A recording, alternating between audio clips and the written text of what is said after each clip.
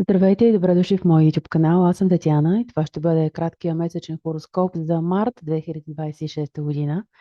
За всички от вас, които са родени под знака на Овен според тропическия зодиак. Ако това е вашия изгряващ знак, ако това е вашата зодия, ако тук е вашата луна, това е вашата прогноза, но имайте предвид, че е обща прогноза, мили хора, че това е прогноза освен това. Тоест, опитваме се да прогнозираме бъдещ период.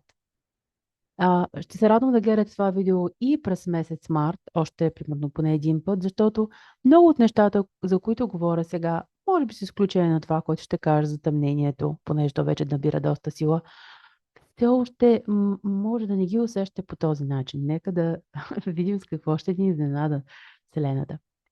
Този месец март е изключително динамичен, много събитиен и един от месеците през годината, както и април, между другото, за които мога да кажа, че могат да бъдат изключително успешни. Зовните са малко по-различни. Пак може да бъде успешен, разбира се, не казвам нещо друго, но специално зовните този месец март може да бъде много странен, много таинствен дори в един известен смисъл и наистина много неща, които ще направите през март, ще бъдат в тайна.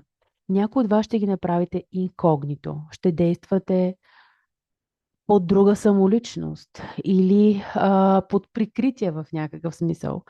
Хората, които са с ниските хора, не тези, които ме гледат, аз все пак смятам, че 99% от моите последователи са готини хора, нормални, свестни, готини хора, но знаете, света е пълен с всякакви хора от всякакви зодии. И тези хора, които са по знака на Овен и които много сериозно са ривнали от правия път сега и преди, това ще бъде времето през март и април, които ще получат изключително много кърмични съдбовни удари и уроци. Тези овни, които няма чак такива прегрешения, разбира се, ще използват този месец за пренареждане на пъзела, за лечение, за самоусъвършенстване, за физическо и психическо възстановяване, за работа с доста травми, между другото. Овни, не ви съветвам през този месец да вземате с рисковани неща, импулсивни. Никога не съветвам през този месец.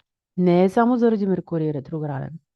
Но внимавайте много, някой да не ви въвлече. Това е предупреждение. В незаконни, неморални дейности. Някой да не ви дръпне назад от вашия прав път и във всякакъв смисъл хора. И в морално човешко естество, и в законово смисъл, в този смисъл. Внимавайте. Това ще имате много добра възможност за трансформация през този месец. Добър месец за лечение. То естествено си идва и ще си идва. Но също така, за овните, които нещо са сгрешили. През този месец и през другия. Този месец ще им даде възможност да се извинят. Там, където трябва. Не казвам, че трябва да се извинявате на всички този месец. Но там, където нещо сте се издънили, ще имате подсказка от съдбата да се извините или пък да простите, в някои случаи да забравите. Когато има толкова силна активност в 12-я ви дом, както през този месец, за много дни, особено асцендент и зодия, но не само, тези от вас луна в Овен също ще видят. Ще видят връщане на неща от миналото, ще преразгледат много своите предишни действия и това е прекрасно време за промяна и за корекция на поведение или прекрасен месец за равносметка. Дали това е ваше поведение по отношение на отношения в личния живот, дали по отношение на здравето ви, ма няма значение къде. Вашата карта е уникална, не знам картите на всички, но това, което се вижда общо за знака на тропическия овен, е именно това.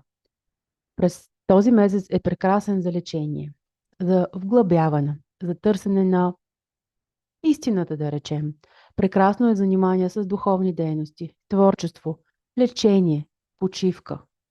В целия месец говоря.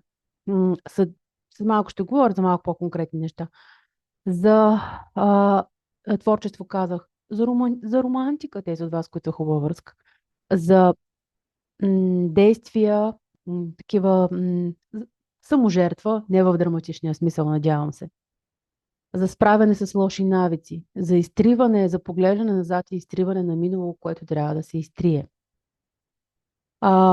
Ще бъде добре за, какво друго да кажа, за безкорисни действия, благотворителност, доброволен труд. Може би много от вас ще се включат в инициативите, за които говоря. Това се отнася и за крайните риби. Както казах на много риби, ако сте на края на рибите, много накрая, много от вас знаят последните 4-5 градуса, вижте знака на Овен. А също на овните, ако сте много накрая пък на Овен асцендента ви, вижте и това, което ще кажа за телеца. Така че, овни, внимавайте през този месец, още самото начало искам да кажа, то вече не е много самото начало, но да не, освен да не ви подведат, необмислени, наистина тъпи действия. Внимавайте от изтичане на данни, разкриване на тайни и внимавайте, ако правите нещо, особено много наредно, но пък някой път може не толкова, под прикритие. Дали е под друга самоличност, дали е под прикритието на интернет, дали пък тайни чатове, снимки, можете да бъдете разкрити през този месец за овните, които да речем са невярни, или са в някакъв период, който нещо крият, или пък правите нещо като промишлен шпионаж, няма значение. Вероятността да ви разкрият е много голяма. Така че ако не искате това да се случва, бъдете, по-добре не се занимавайте с такова нещо. Пазете се от тайни врагове. Март ще бъде пред целия месец във вашия 12 дом. Новолуние си имаме. Особено в средата на март. Ето тук сега ще покажа доста късно, но в средата на март имаме Меркурий съвпад с Марс, намаляваща невидима луна, новолуние на 19 март в края на рибите. Нещо, което ще засегне много овни, за него ще говоря отделно, особено мартинските овни. Залеза на Сатурн във вашия знак, още в началото на месеца. И изключително важен, особено за мартинските овни, не само, но особено за тези от вас, които имат асцендент или планети в самото начало на Овен. През март и през април, към 10 май, мисля, че беше Сатурн, ще бъде невидим във вашия дом. Това значи време за преобразуване, метаморфоза, лечение, психологическа промяна също в голяма степен и избогуване с старото, в много също голям смисъл, като поведение, дори като външен вид. Прекрасен месец за лечение, но около средата на месеца, който ме следва с месечните прогнози, знае, има доста опасности и това не е добре. Бъдете много предпазливи в дните около 13, 14, 15 март, примерно 19, защо особено мога да кажа от към 13 до към 20 март. На 20 март Меркурий става директен. Също така мога да кажа, че доста от вас могат да се върнат към предишни проекти, предишни идеи, неща, които сте си ги мислили преди да ги направите преди. И може да има разкритие и на скрити врагове. Така че не се очудвайте, ако през този период разберете не само какво е това, което на вас ви пречи като ваше поведение, но и на ваши грешки също могат да бъдат разобличени, но и също на хората, евентуално, които действат зад гърба ви против вас. Волно или неволно дори. Малко по-конкретно през месец, но това, за което говоря е цял месец. Пълнолунието, което е лунно затъмнение на 3 март, се случва по същото време, когато Сатурн ще залезе. А на 7 и 8 март Венера е с Сатурн съвпад, на между 20 и 25 пък Слънцето ще бъде с Сатурн в вашия, ето тук може да ги видите дните във вашия първи дом.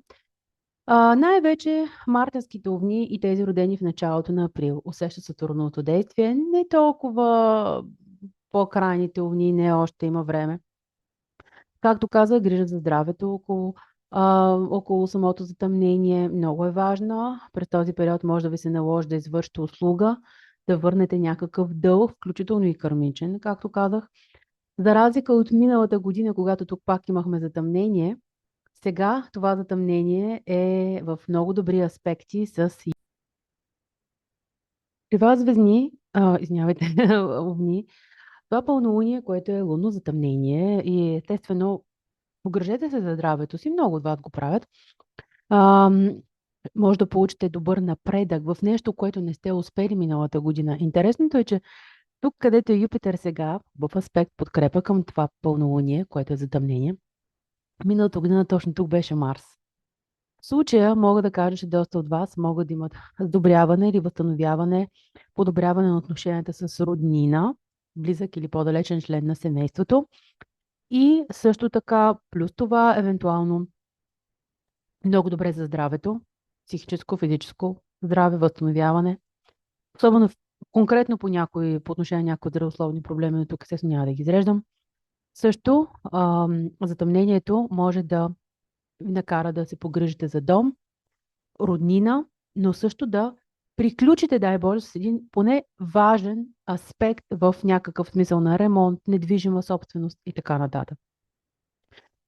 Южния възел ще продължи да бъде тук до към края на есента. Извинявам се, до към края на лятото, мисля, че някъде до септември. Сега изключвам точното време, не мога да се сетя.